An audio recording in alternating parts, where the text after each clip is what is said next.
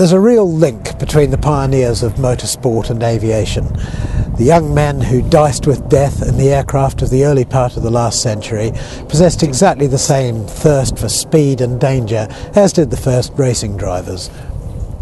And the emerging technologies for both activities deployed very similar craft skills, high-performance engines, wood and metalworking, for example, and those links have lasted right to the present day.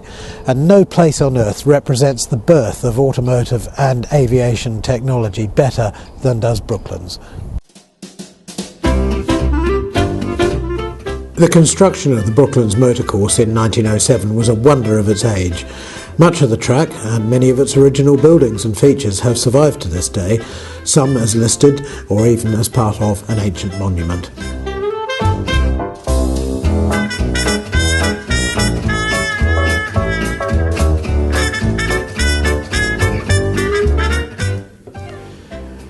Constructed at Weybridge in Surrey by wealthy landowner Hugh Locke King in 1907 as the world's first purpose-built banked motor racing circuit, Brooklands very soon became much more than that, and throughout the following 80 years it was to remain a world-renowned centre of technological and engineering excellence.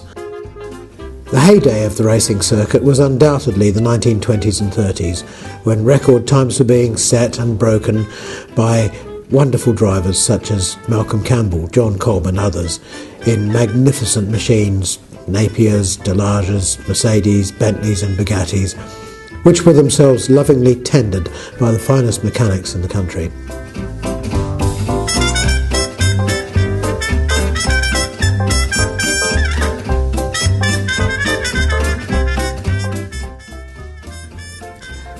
The social scene was strong, and Brooklands was then a very fashionable place to be seen.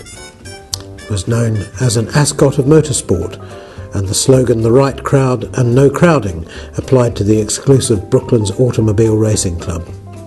Special ladies' races were held, and while Barbara Cartland may have led the social scene, it was drivers like Kay Peter and Gwenda Hawkes who were competing fiercely for the title of the fastest lady, the former, for instance, driving John Cobb's fearsome 1924 10.7 litre Delage.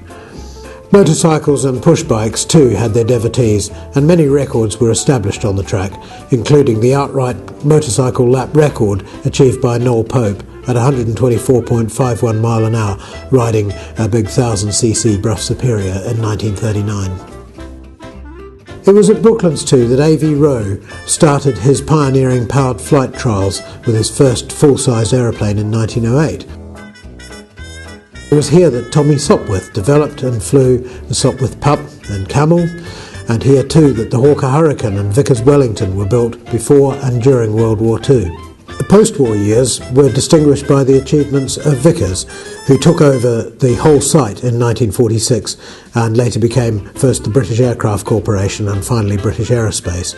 Their factory produced a successful family of civil and military aircraft, including the Viscount and VC-10 airliners, the Valiant V-bomber, and of course contributed so much to the design and manufacture of Concorde. Although the outbreak of war in 1939 had seen the end of motor racing on the legendary circuit, Brooklands maintained its position as the home of pioneering aviation development until British Aerospace ended aircraft production here in 1987. Brooklands Museum Trust was formed in that same year, opened the museum here in 1991, and it continues to preserve the spirit and traditions of this unique and wonderful site through to the present day.